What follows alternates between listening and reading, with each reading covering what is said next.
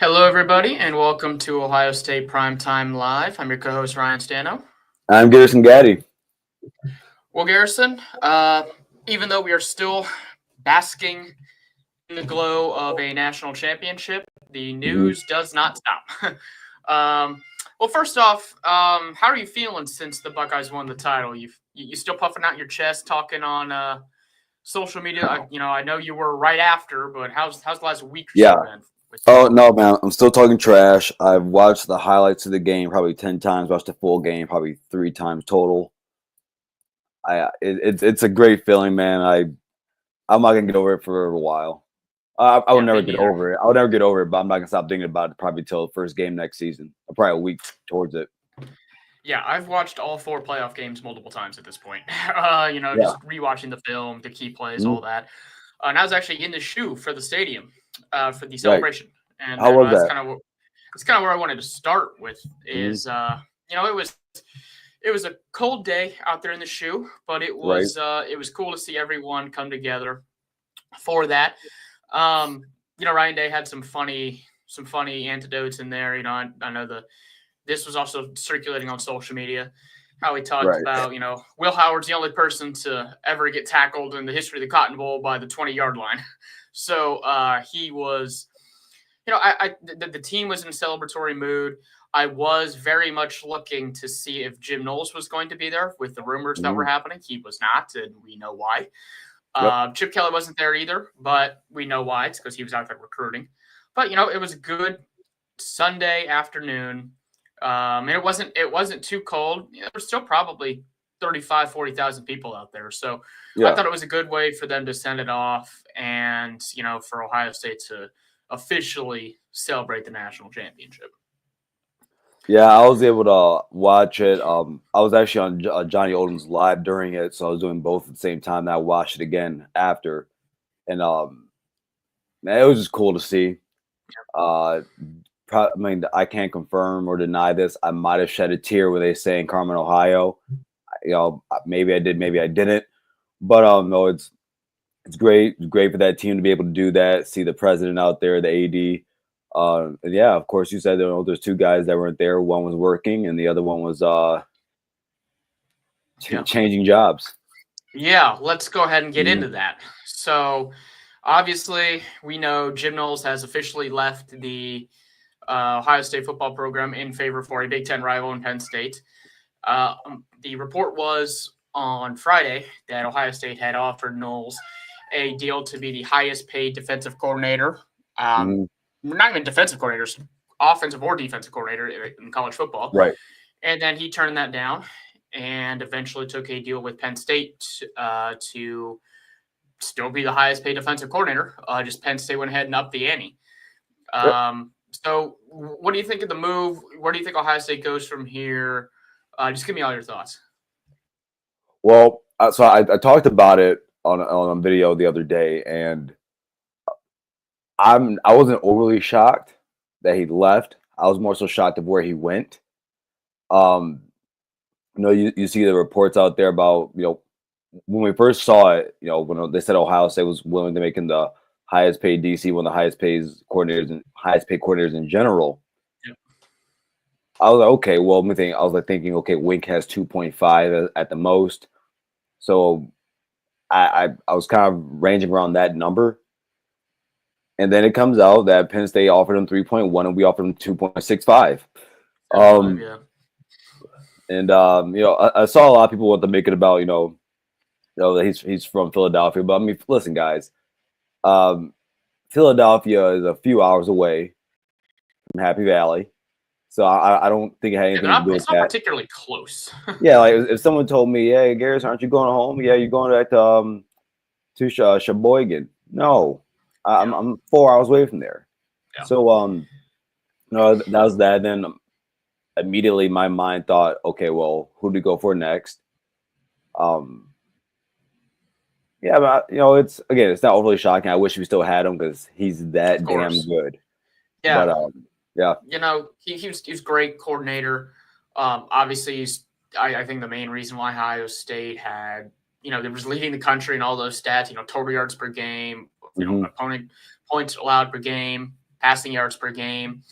And, obviously it would have been nice to keep him.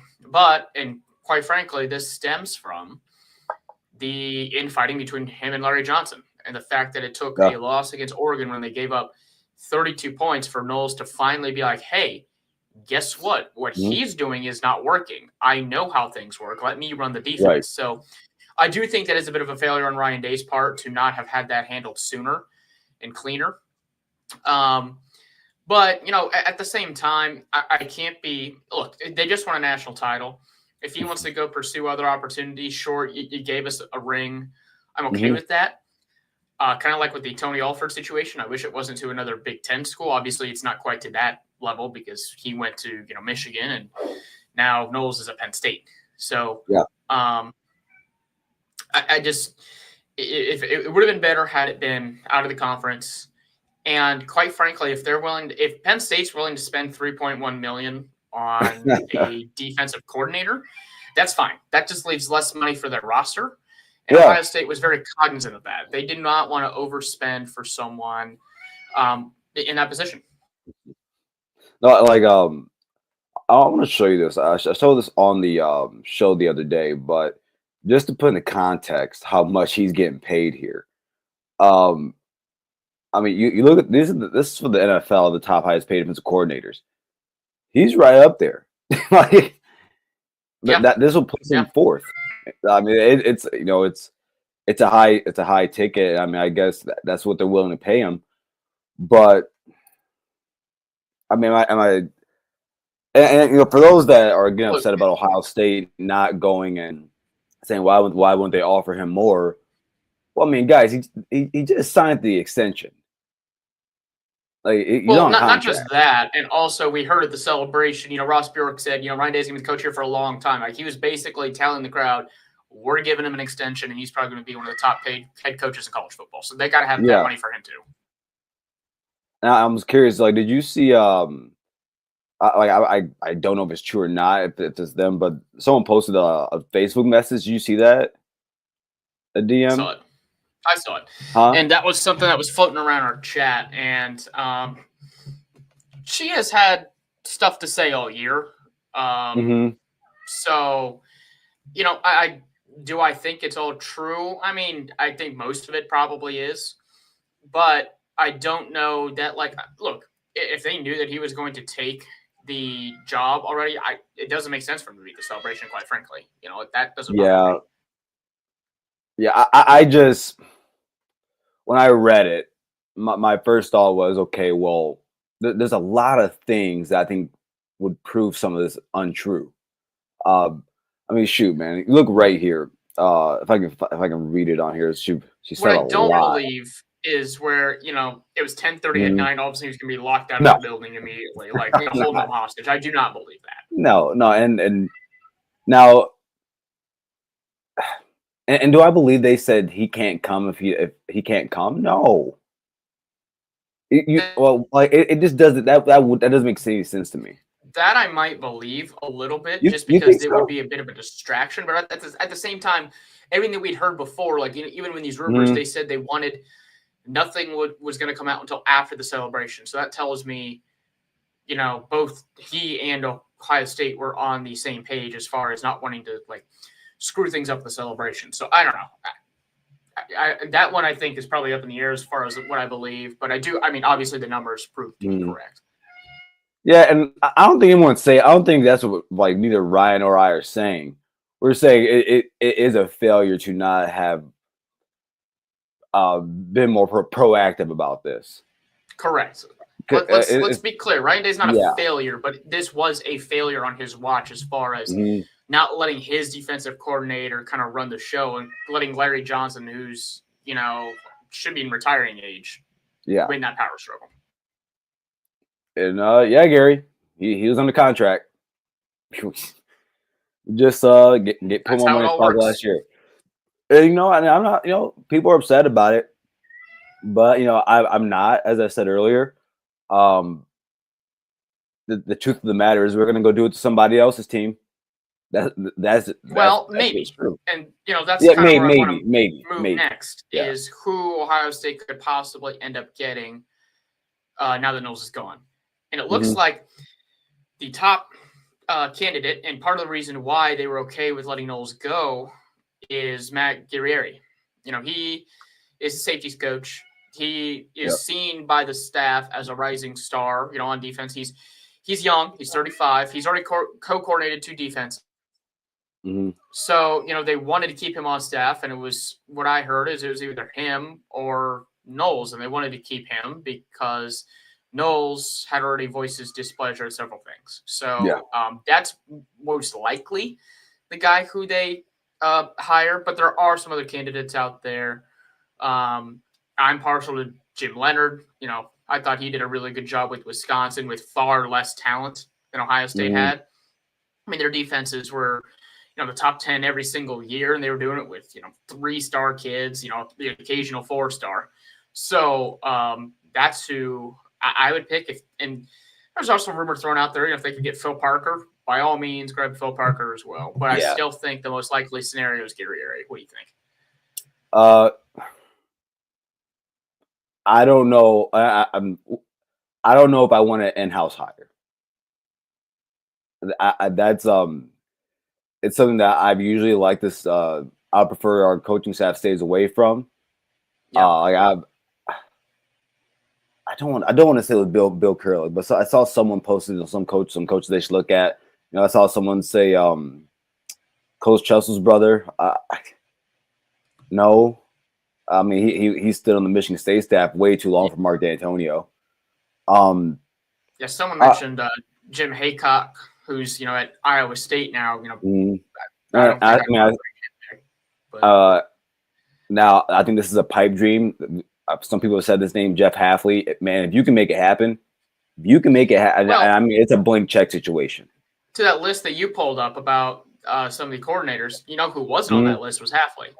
He's making, I think I saw it was 1.2, which is far less than what they were going to get ready to give Knowles. So, Hafley, and they'll happily double who's being paid right now. Yeah, and Hafley, he was only with Ohio State for a year, but that was a damn good year back in 2019. And he clearly doesn't want to be a college head coach. I mean, that's the whole reason he left for the Packers. He left Boston College because he was tired to deal with all that bullshit that you got to deal with as a college head coach with NIL, players, tampering, all that crap. He just wanted to coach football. If he comes in, he'd be able to coach football as a DC, and he'd be paid handsomely for it. So I would be also perfectly fine with that hire.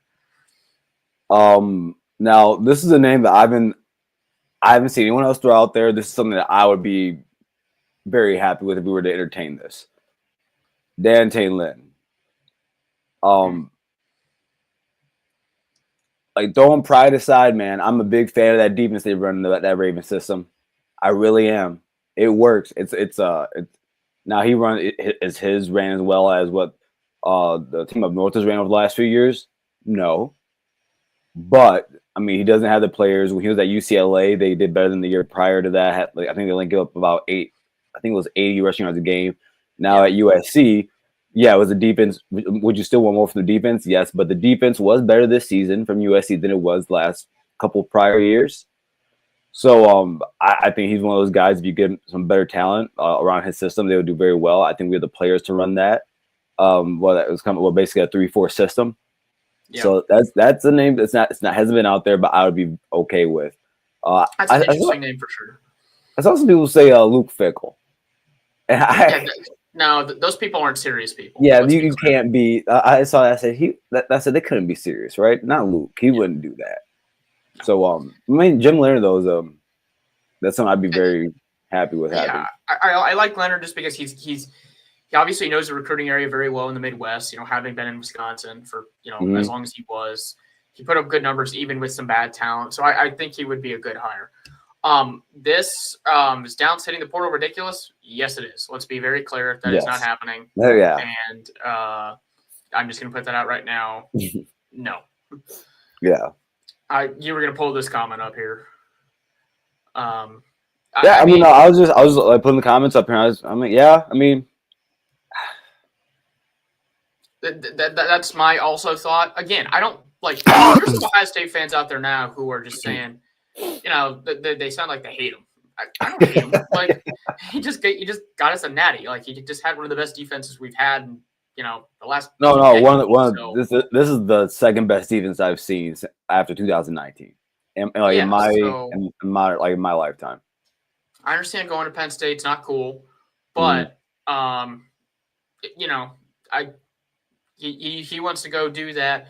Apparently, his woman wasn't enough for him to go down to Oklahoma. So, 3.1. 3.1 was sure, that's what. yeah. So best of luck to him. And I still don't think that means that they're going to be able to beat Ohio State because their offense is still sneaky. They still have no wide receivers.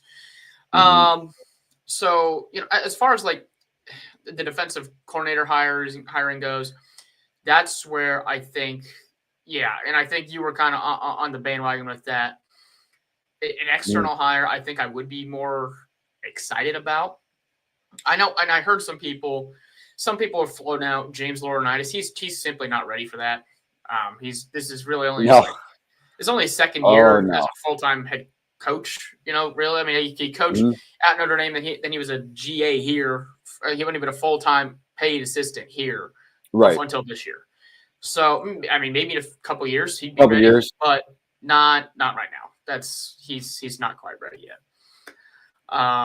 So one of the other news pieces we heard has to do with the other coordinator for Ohio State and Chip Kelly. There was a report out there from Jonathan Jones of CBS that a couple NFL teams have turned their attention to him as a possible candidate to coordinate their offense, specifically the Houston Texans and the Jacksonville Jaguars. Tampa was also mentioned as a possible destination for him as well, depending on how those how interested he is. But what was your take on that report about him getting some interviews in the NFL? For me, it's not that surprising. Yeah, I'm right with you. From the time we hired him, I thought this wasn't a long time hire. I thought this was very short term. It can go from a year, max 3 years. Yeah. Now, countless times we've talked about it on here about how Chip Kelly does not want to be a head coach. When we say that, we specifically mean college. Yep. If Chip Kelly gets another, these guys that reached the pinnacle of head coaching, which Chip Kelly has done. I mean, I'm not saying he's won Super Bowl, but he's very revered in college football circles. Those guys are psycho. The ultimate challenge is the Super Bowl. That's the ultimate prize in football. And Chip Kelly, that's why Harbaugh left Michigan again. He wanted to go chase the Super Bowl. Exactly. And you look at, I think like the first 2 years Chip Kelly had a chance to get there. He probably still has that itch to do that, and this is probably a chance for him to get back in that realm. And I mean, it's not as big as a loss if he were to leave. It wouldn't be as big as losing Jim Knowles. But yeah, I tend to agree with that because I agree with pretty much everything you just said. When he got hired, we knew this was not a long-term solution at the offensive coordinator position. He left UCLA because he wanted to coach with his buddy Ryan Day and just straight coach football. That's all he wanted to do. He didn't want to deal with, like I mentioned before, all that other bullshit with NIL, tampering, the portal, all that crap. He just wanted to coach dudes, and that's what you'd be able to do in the NFL. You wouldn't even have to worry about recruiting. He wouldn't even have to be on the road. He could just draw up plays and let guys go execute. Yep. And I do think you're right. I do think he does. If he's not a spring chicken, he's in his 60s. So if he's going to make a move back to the NFL to try to pursue a head coaching position again, now would kind of be the time to do it. His stock is pretty darn high. And he was a successful coach with the Eagles. His head coaching tenure with the 49ers wasn't quite as good. But he showed that he can, coach good offenses in the NFL. Now, specific to the teams that I mentioned, the Texans and the Jaguars, if I were him, I would stay 2 states away from the Jacksonville Jaguars at all costs. That team, that organization's a dumpster fire. Yeah. They're on another head coach, and they had to hire him away from Tampa in order to make it happen after they fired their GM when all the coaches, and they realized none of their coaches wanted to play for Trent Baalke. So, if he goes to Houston, he'd have C.J. Stroud there. He'd have a decent group of receivers with Stephon Diggs, Nico Collins, he would have a better foundation to deal with there. The offensive line was hurt a lot this year, so he can succeed better there. That was bad, man. CJ had nowhere to go all season in that pocket. Yeah. So, if he's going to go to one of those teams, Tampa was also mentioned, that's also a decent situation. I would be shocked if he left for those situations, but specifically Houston, I think, is probably where he'd be able to go. Then he'd probably be able to springboard that into head coaching, at least interviews in the next couple of years. And then it's kind of how he would finish his career. But like you, if he does stay at Ohio State, I don't see him staying for another, more than another couple of years, in my opinion. That's just kind of how it is. Yeah, and it is good seeing him on the recruiting trail. Visiting quarterbacks. I was visiting Brady Smigel the other day. I was wearing a Smigel or Smeagol. Lord of the Rings. Yeah, I know. I'm pretty sure it's Smigel, but yeah. But you talk about him. He just decommitted from Florida State, so that's cool. Exactly, and so in our top 6, and that's why I think Chip is staying. Look. What if he was out on the why would he be out on the recruiting trail if he's seriously considering other offers right now? I do tend to think that he's staying, but I wouldn't be shocked if he left, nor would I begrudge him if he left. I wouldn't. No, I wouldn't be upset at all. And again, same thing on the defensive side. Ohio State is going to have their pick of the litter of people to go after. Whether and chances are it's going to be someone that we're going to like. So we might question them at first, but I mean, push come to shove, I think we'll be able to get someone that will specifically work with Julian Sand. I want to ask you this: do you think maybe Chip is leaving because he knows Julian Sand isn't his type of quarterback?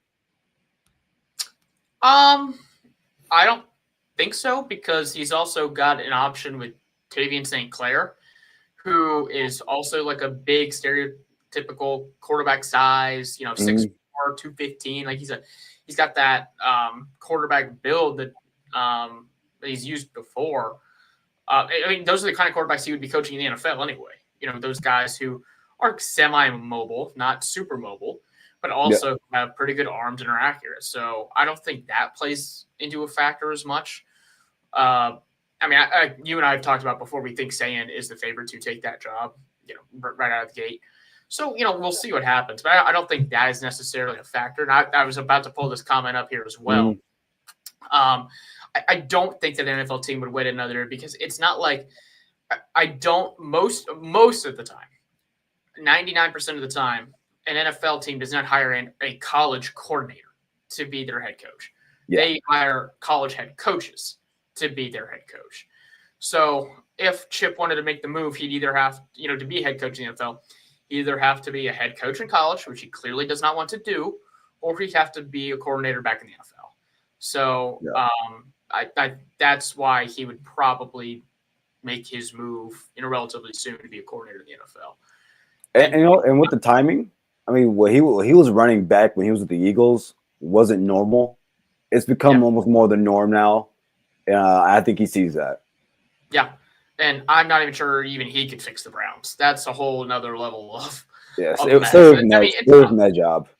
Quite frankly, Stefanski has done a good job there. Their owner, I don't want to go down a Browns rabbit hole. That's not even my team. But,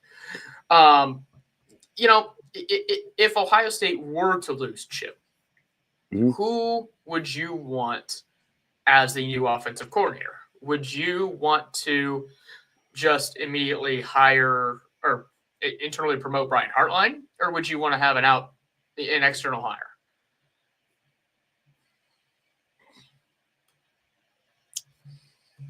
In my perfect world, I would see if I can bring in someone that was willing to come in for a year and be a co-offensive coordinator with Brian Hartline for a year. But that's in a perfect world. Maybe you do. Maybe you do. Eventually, someone's going to come calling for Brian Hartline. It's going to happen eventually. Agreed. And being Ohio State and you being Ryan Day, you have the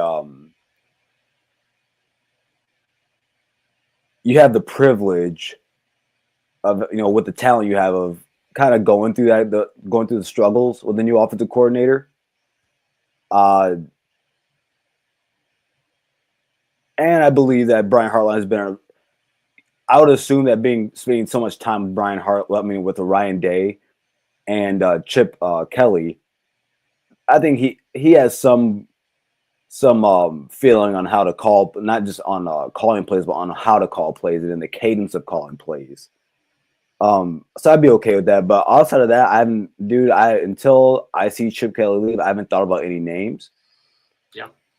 No, and I agree with you on that front. Yeah, and quite frankly, do I really care who the OC of Ohio State football is if I know he's pretty good? No. Well, the problem is you don't know if Hartline's good yet. Yeah. But at some point, you're right. They're going to probably have to find out if they want to keep him, because he is someone that has stayed loyal to the program so far. He's had a couple head coaching interviews, just here in the Midwest. He interviewed for the Cincinnati job, West Virginia job, but he's not going to get one of those jobs until he actually starts calling plays. And at some point, he's going to want to do that. So, if Chip leaves this year or next year, whatever, I do think Hartline needs to get some more experience around calling plays so he's ready for that moment, because he's, quite frankly, the most valuable assistant that this program has, and they need to keep him at all costs. They better. He is the he's one of the X factors of the Ryan Day tenure. Yeah. So even Michigan was from a Hartline. Well, he's saying that because he doesn't think he's good. Hey, you never know. But look, he is just undisputable. He is the best recruiter in the country. No matter what assistant coach is out there for whatever group of guys, he is by far the best recruiter.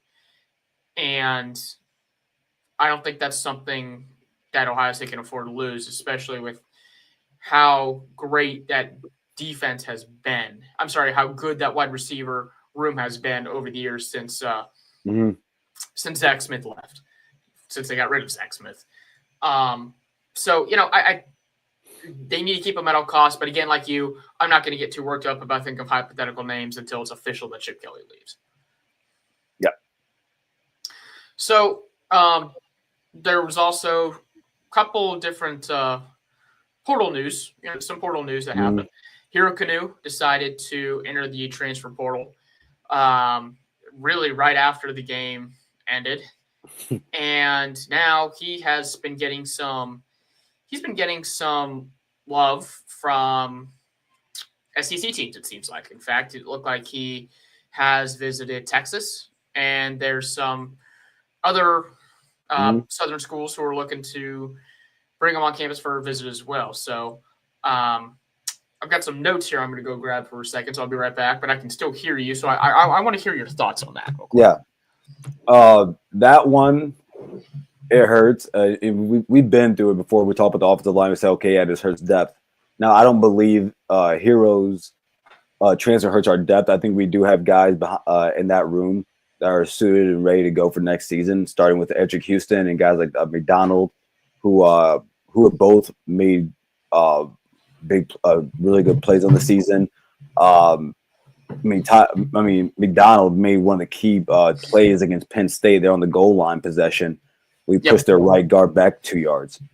So I don't think it hurts the depth. I more so just think that Hero Kanu was the third guy, second guy, first guy off the bench in the D tackle room when McDonald and Houston are in the game. And the truth of the matter is Edric Houston can also play edge. He can go in and out. So those are, I think, situations, or especially for goal line situations going into next season, where we would need a guy like Hero Kanu because you want to play more than two defensive tackles at times like that. But yeah. And I'm not surprised a bunch of SEC schools want him. I think he's really good. Texas saw what they did to him. He did to them and decided he wanted, they wanted to visit. I, unlike you, I do worry a little bit about the depth of the defensive line. This hurts just because of how many players they're losing. I mean, they basically lose their entire starting defensive line. I mean, JT, Jack, Tyleek, they're all gone. So they got to figure out how to. Now they've had a lot of guys rotate in and out, so a lot of guys have seen action, and even in big games. I mean, Caden Curry, you mentioned Edric Houston, Caden McDonald, all those guys have seen time. But the more depth you have, it's always better, especially when you've got a lot of inexperienced guys who are going to be starting for them now. So I think it hurts a little bit. I'm not super concerned about it. So. But I want to bring this up here. He's having fun. Let me bring this up here. No, but yeah, you know what? Now you say, I guess it does hurt the depth. I guess I just trust the guys that we have in there right now to where I think they could go through a full season. But so I mean, and don't, yeah, you are right in general, actually. I mean, when you lose someone that good, that does hurt the depth no matter what.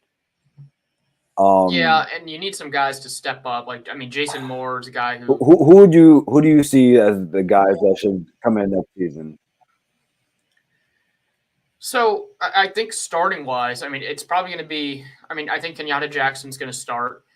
They're going to move CJ Hicks to the edge full time. So I think he might be one of the starters out there, defensive line, jack position starting there. I think Caden McDonald's probably going to be starting up front at D tackle. And I think they're going to have, there's going to be another battle for the other the defensive tackle spot. It could be Edric, could be someone else. It could be Jason Moore. Not sure, but I do think with how they rotate, they're just going to play the best guys now. I mean, really, quite frankly, it's all going to depend on the new defensive coordinator. If that defensive coordinator likes to rotate guys, this definitely hurts the depth in a way that's not good. If they don't rotate a whole lot of guys, or if they don't like rotating a whole lot of guys, then those guys who played a lot this year, they are more it's going to be better for them because they're going to get a lot of playing time. But I don't see I don't see someone like Zion Grady getting a ton of time early just because of being a true freshman. I mean, the guys we saw this year, Caden Curry, I think is going to get a ton of time. He could even start. Like I said, they're going to move CJ Hicks to the edge. There's been talking about moving Sonny Styles to the edge as well. We'll see. I think he's better. I think he's probably going to stay at linebacker. I think next year is going to be the time that Tyrone Malone has to show what he's going to do. Yeah. After being in the program already a couple of years and not really much to show for it. And to be honest, that's about it. There's a whole lot of unknowns on the defensive line with him gone. I don't really expect Will Smith Jr. to get a whole lot of time. Josh Mickens, maybe. Again, those two guys are kind of – those are kind of mop-up time guys. So, I don't know. What do you think? So, interesting name you brought up, Tom Malone. It's time. You're right. It's time we see something from him. When he came from Ole Miss, I thought that he would be a piece that upcoming season that we can slow walk into the rotation. I mean, he has the size, he has the ability. Something's not there yet. Maybe it's because of the room. The guys that were having were just better. It's not like we didn't have some game records of the last few years, So that's someone who I do want to see more out of. You said Will Smith Jr. You're right. A guy that comes in at the end of the game. For him, that's more so hoping he becomes one of those guys that low recruit guy that makes some type of big jump. Hopefully takes the great genes that his dad left him. And recipes to Will Smith.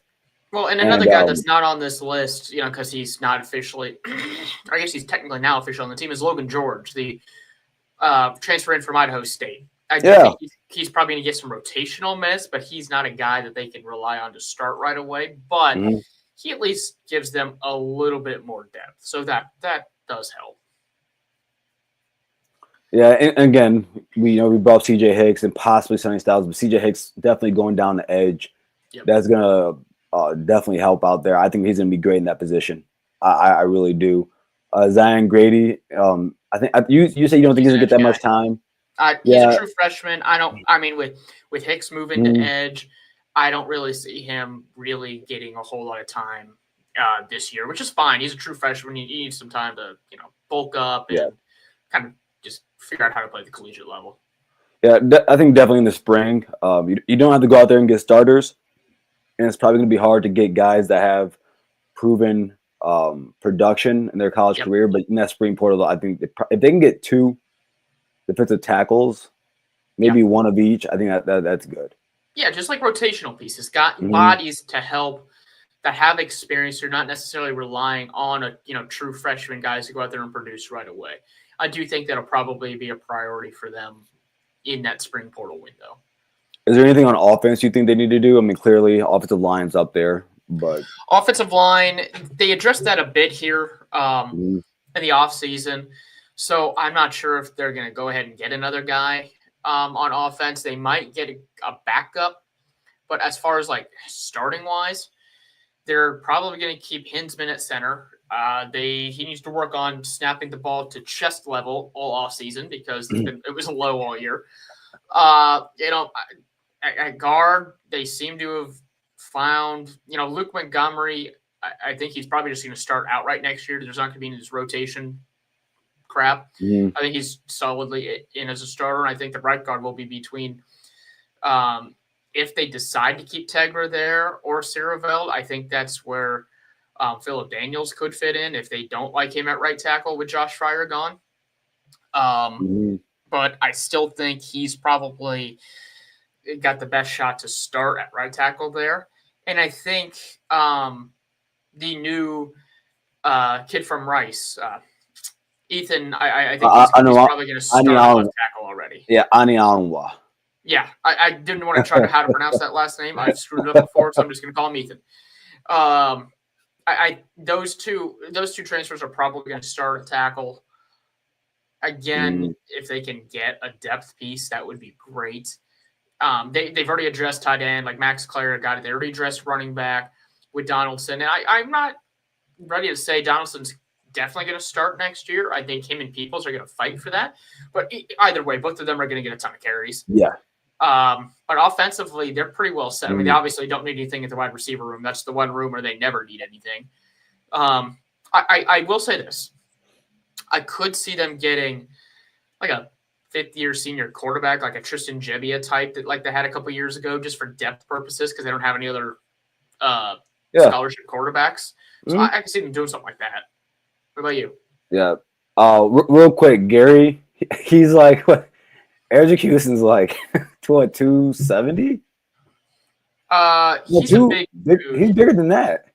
He can play like he can play edge, and that's what they initially wanted him to do coming into this year. And then they realized, he's a bigger body who can also play on the inside, and we don't need really help on the edge. So when you're 6'3", 270, you can play defensive tackle, and you can even bulk up a little bit more to help that. So his body's going to fill up much more. It's going to fill up much more. But to answer your question, I'm looking more around the running back range.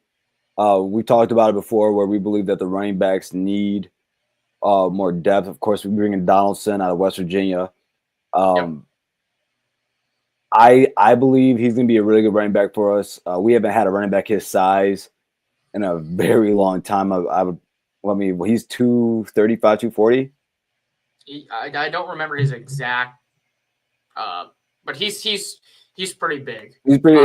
Preston's what? Beanie? Master T was pretty big. So he's listed at 6'2", 238. So God, still pretty big. Yeah, so he's a big guy. I mean, he's back way more than Beanie Wells actually. So I think between him and James Peoples, who a lot of the guys in the Woody have compared to, they like Peoples. Shoot, around J.K. Dobbins. That's who they compared him to. Yeah. And so if you tell me we got a running back that's like J.K. Dobbins, man, I'm taking that to the bank. Quite frankly, Peoples looked good in the limited carries he got this year. Like He did. He looks good. He did, especially early in the season when he got in there. With the limited reps he had, you could see that he has the burst, he has speed, he has power. Probably has to do a bit better at that. Also, pass blocking, get a little bit better at that. And naturally, running backs that come out of high school have to. Actually, I saw a funny video today where Nick Saban was talking about Derrick Henry and about how he was a freshman. He was getting grilled really badly, and Saban went over to him and like kind of like pat him on the back and say, "Hey, man, it's gonna be okay." He never had to work on it in high school. They say they'll just pitching the ball left or right. But I think that James Peoples is going to be one of the better running backs to come to Ohio State. I would assume. I mean, he's on. They have him as third string on here, maybe not early on, but I mean, Turbo Rogers. I would have to assume early in the season he's going to get some touches. Yeah, that's a guy who's going to come in when they play Grambling. Just like some of the other bad like Big Ten teams early on, he's not going to get a lot of time just because he's a true freshman, and unless you're like Maurice Claret, you're not necessarily going to get a lot of carries as a true freshman.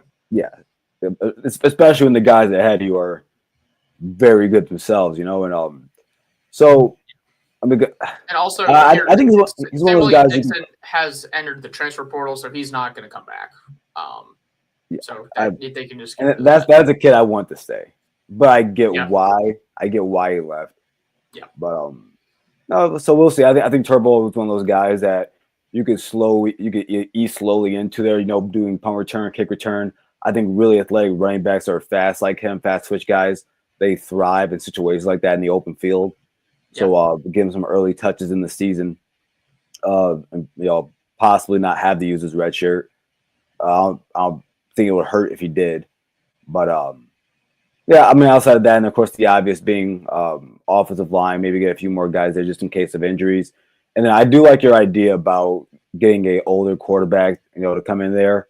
Yeah. I think that does help in case, if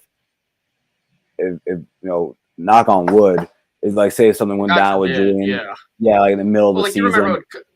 You remember Chris Chugginoff, how he came in for like a drive when they had an issue there. Yeah, when Justin went down. So something like that. Someone who like either has seen a lot of football or has been like a backup who, it doesn't need to be special. Just someone there for break glass in case of like disaster.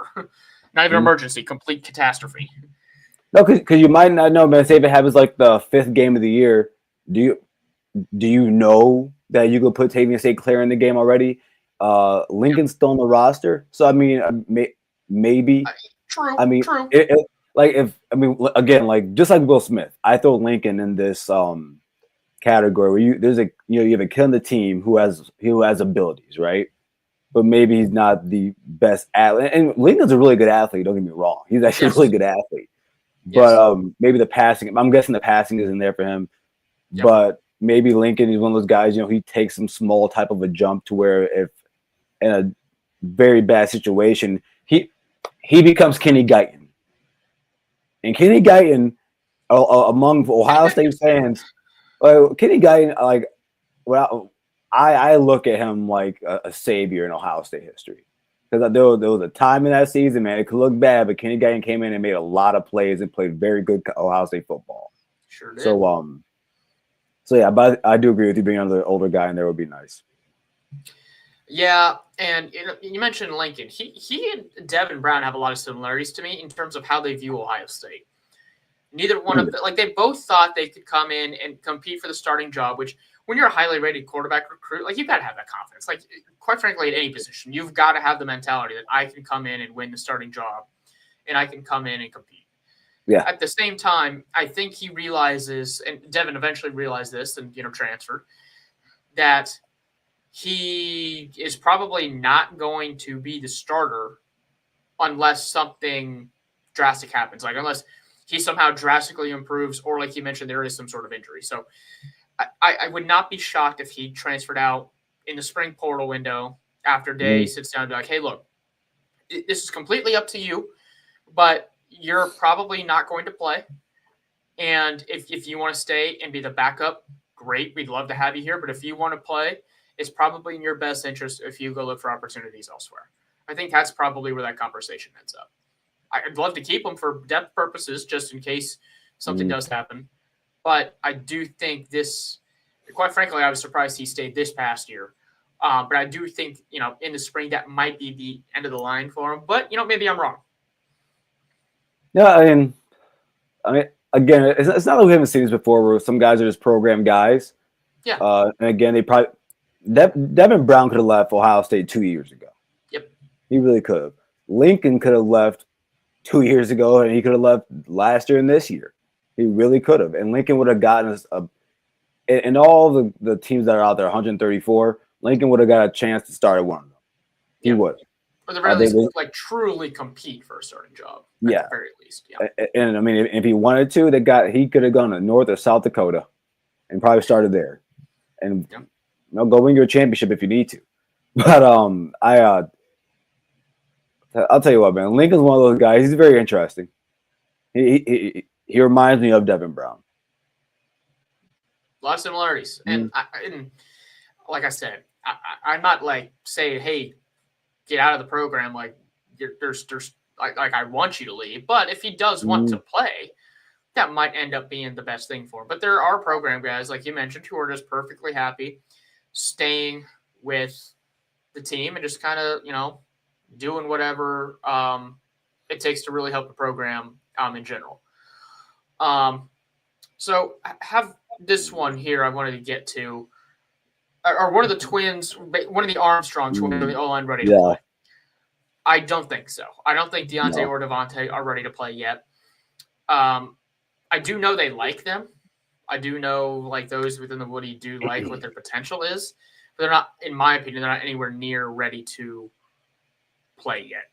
Specifically as a starter. Maybe I think they'll actually play this year in mop-up time, when the game's over. But they're not ready to play significant minutes, in my opinion. What do you think?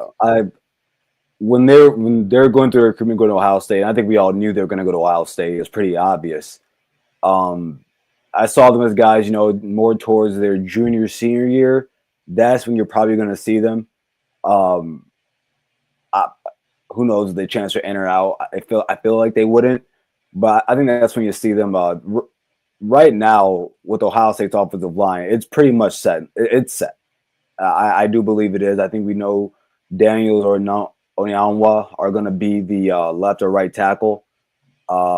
Center is solidified. Left guard is solidified. Right guard, Austin. Yeah, it's probably Austin's spot. That's Austin's Tiger or Austin. I don't think it's one of the Armstrong twins can fight for that. So I believe this is going to be one of Ryan Day's best offensive lines. He's probably the best one he's had since 2022. Would it be 2021? They had a pretty good offensive line. Obviously, they had Paris Johnson Jr. still there. So Donovan had just started playing. So Dewan, So I think it'll be one of those it'll be just, I think at least as good as that, if not peak, being 2019, which is very hard to beat. But I like what we have right now, and if the Twins are ready, maybe next year, hopefully by their senior year, I think they'll go on the field. I agree. So, we've talked a lot about what the team looks like next year, but I'm curious because I wanted to hear your thoughts specifically on where you think some of these Buckeyes are going to get drafted here in April. Okay. So, how many, there's been a lot of mock drafts that have been dropped here in the last, month or so. Obviously, that happens every time at the end of this year. How many first rounders do you think that this team produced?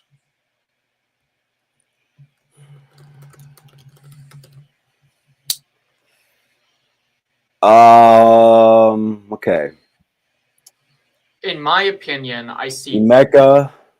Yeah, I see. He's the only, I think, solid one. No, that's not true. I see one other solid one. Tyleek? No, I think Josh Simmons is going to be a first-round pick. Okay, no, okay. Oh, yeah, Josh Simmons, yeah. Well, yeah, Josh Simmons is going to be a first-round pick. Yeah, for sure.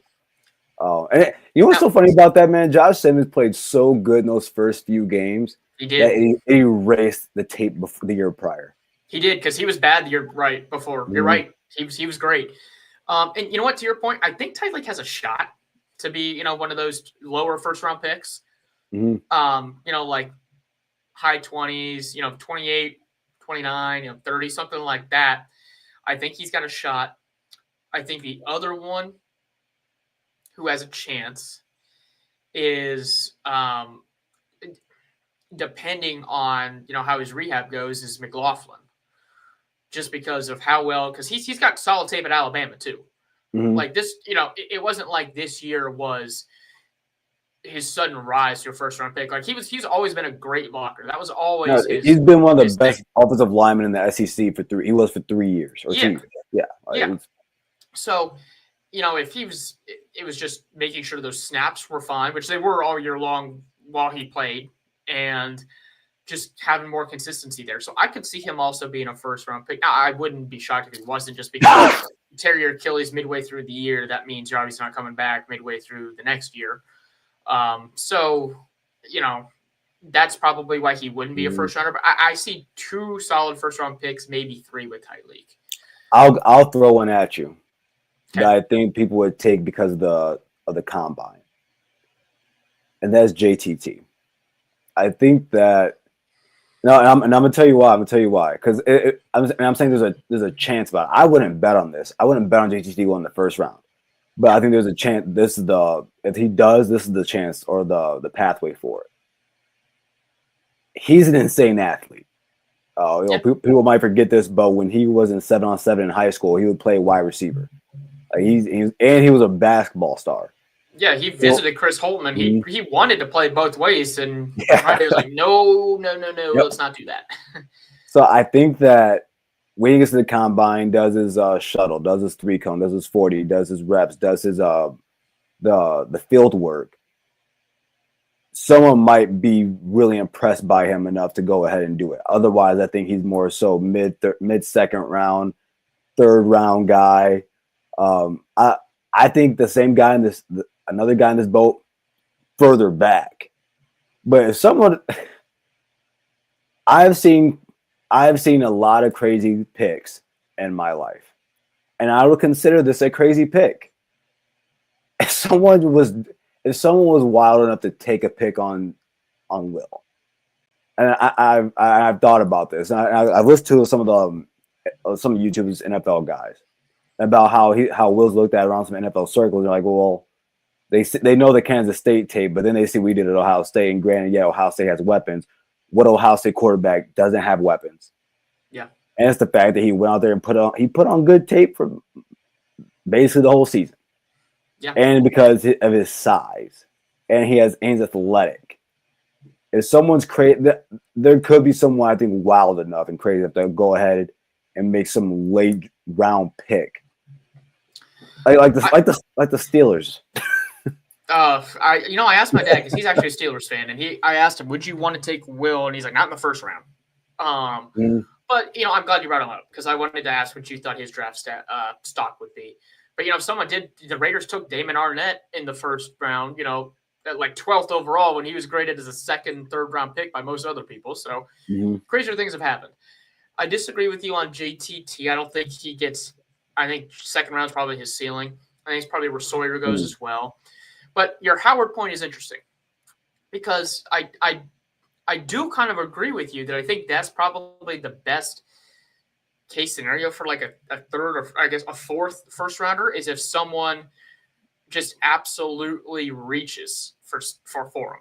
Because obviously the NFL is a quarterback hungry league. This is a bad quarterback draft. It's a bad class. Even the top 2 guys are people, aren't someone people are excited about. Cam and Shador. It's just not a great class. So I could see a quarterback needy team taking a desperate reach, trading back up into the end of the first round to maybe get him. I wouldn't be shocked. He's not playing in the Senior Bowl anymore because of how long the season was, which is perfectly understandable. But he'll go to the combine, he'll do the pro day, he'll show some things there, and maybe he'll entice the team enough to do a crazy move like that. I do think you're right on that. And the cool part about it is for Will is that he's played so much football to where he came into this season Well, and of course you have practice and all of that. You got spring, but it's much different when you get in the game with new guys you've never been in a game with. And from the get-go, from that first touchdown of the season to Jeremiah Smith, he's been locked on from there. And throughout the season, but even more so in the playoffs, dude, he's made some throws that were CJ-esque. He did that not as often as CJ did, of course, but he made some throws, man, that were just unbelievable throughout the season. And so I think even when he goes into the combine, he's going to do well when he goes with a bunch. There's going to be receivers there he's never played with at all. I think that bodes well for him when he throws those guys, because sometimes it can be difficult to throw the guys you don't have to pass the ball to. Well, and he's got some mobility to him.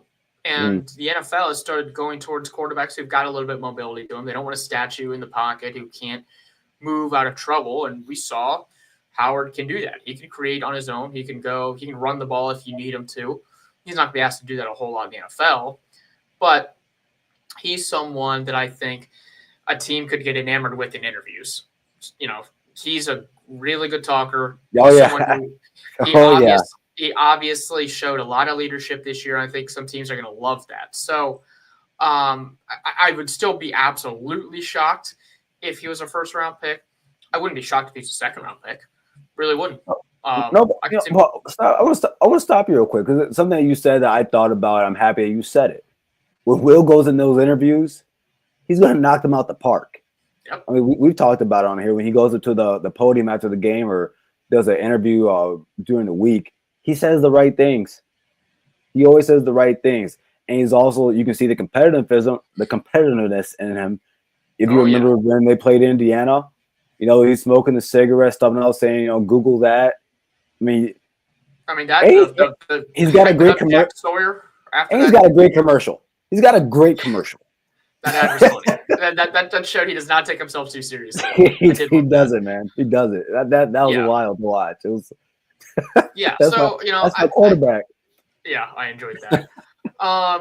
The running backs, where do you think they get taken? I say probably Trey's got a shot to be late second round, but I think both of them are probably third round picks just because of the way the NFL views running backs. Although that has started to shift a little bit, but I still think probably third round pick is probably right. What do you think? I'm somewhere around second at the highest. Third, more likely, bottom fourth, maybe fifth, depending. If someone went fifth, it's probably going to be Judkins. I did read PFF's Big Three, their big board, the 300 big board. They said something about Judkins I actually didn't agree with. They said that he's basically one of his weaknesses was pass catching, where I think you saw it in the Notre Dame game. Yeah, he knows how to navigate in the zone when he's in the pass. So, and he saw it all season. Whenever he caught the ball, he did very well with it. So I didn't agree with that. Yeah, I disagree with that too. But I mean, when you look at Travion, man, the guy's a walking touchdown. And maybe we shouldn't be so surprised. I remember it was probably halfway through the season, or a little bit over halfway through the season, his freshman year. And sorry if I get this stat wrong, but I think I'm pretty accurate when I say this.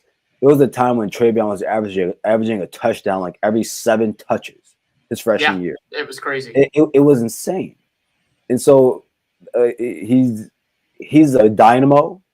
Of course, when I say this, I'm not saying he's as good as this person. He reminds me of Chris Johnson. You know, sliders build from the legs down, big build up top. But man, when he gets in that second level, he's quick, he's shifty, and when he opens that stride, he's gone. I'm really interested to see what Travion runs in the 40. I am too, really, and I think what is probably driving down his draft stock a bit is his injury history. You know, he never really. This was the only year he's finished the season completely healthy and not missed a game. So, and it's because he was sharing the load with Judkins. So when he goes to a team, he's probably going to need to be on a team where they have some ball sharing. Like he can't go like he's not a Jonathan Taylor, you know, where he gets the line. He's a 3-down back for the Colts. Like he needs to go somewhere where it's like, you know, kind of like a Buccaneer situation, how they handled Bucky Irving and Rashad White, you know, something like that, where it's more of a dual share system, so they can keep him healthy because he is a game breaker. You're right, and if he can stay healthy, he can do that for sure. And what's going to help for Judkins is that, I mean, I think I saw this today. He's had one fumble over his last 500 carries. That Oregon game. Yeah. Look, man, people forget ball security for running backs is still big. And to that point, Trey never fumbled. Trey did not have a single fumble. So and they're both really good pass blockers. Yes. Especially Travion. Yes, especially Travion. Yeah. He's as good as Zeke. Quinchon had some thumpers too this year. Well, is there anything else you want to hit before we get out of here? I know we got a lot of time to talk draft, spring, stuff like that. Is there anything else you want to hit? No, man. Just everyone, please don't forget to subscribe to the channel. We actually, over the last few months, we've gone almost just over 3.3K in subscribers. So thanks for that. Don't forget to like the show. And then thank you for joining us. Yeah, and come back on Thursday. That'll be your guys' show. It's a call-in show, so come in with your comments. Love to hear from you guys, and we'll talk then. So we'll see you on Thursday. OH. IO.